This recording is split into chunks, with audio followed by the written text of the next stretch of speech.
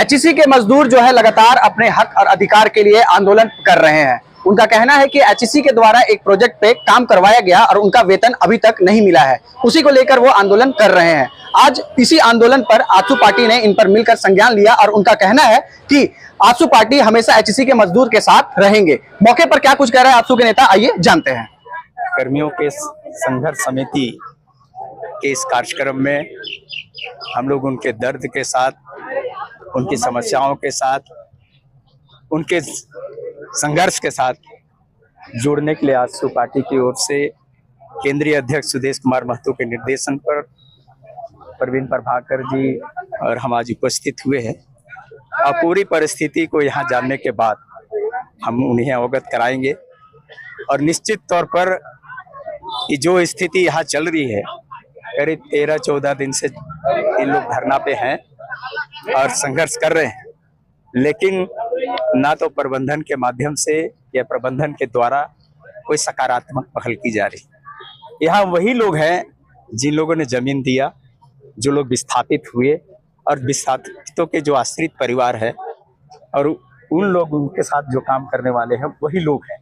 मूल रूप से कहे कि एचईसी को बनाने, एचईसी को संवारने या एचईसी को चलाने वाले परिवार के लोग आज रोड में उतर करके संघर्ष कर रहे हैं।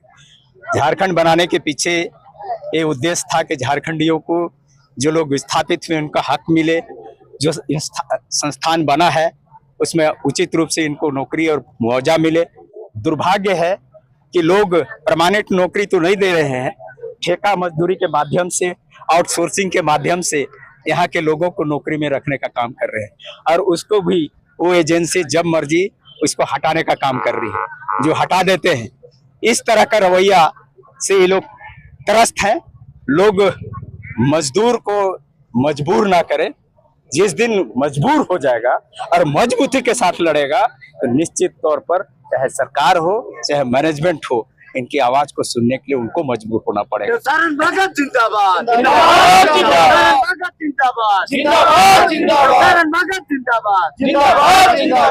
आज हम लोग इस कार्यक्रम के साथ जुड़ते हैं और इस लड़ाई को दिल्ली के राज्य केंद्र सरकार तक, मैंने प्रबंधन तक पहुंचाने का काम करेंगे और निश्चित तौर पर इनके साथ न्याय करवाने का काम करेंगे। इन्हीं शब्दों के साथ सुदेश महतो जिंदाबाद, नहीं तो कोई नहीं।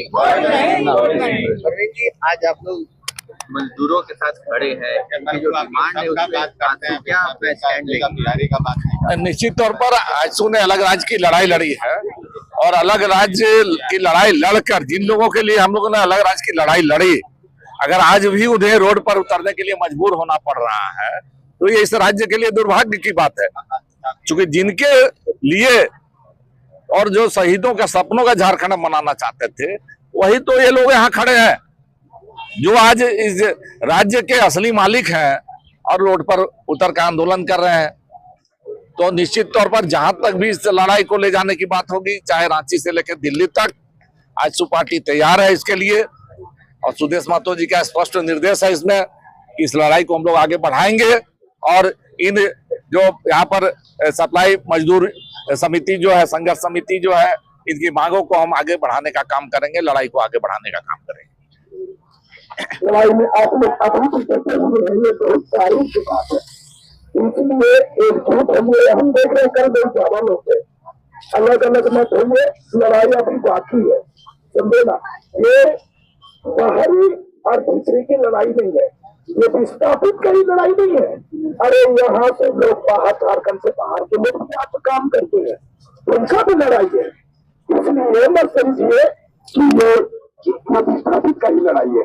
बस इतना करके मैं चाहता हूँ कि आप लोग हृदय से एकता होइए और ये लड़ाई जब तक आपका नाम पूरी न हो तब तक ये लड़ाई लड़ते रहिए। धन्यवाद। जोहार। जिंदाबाद।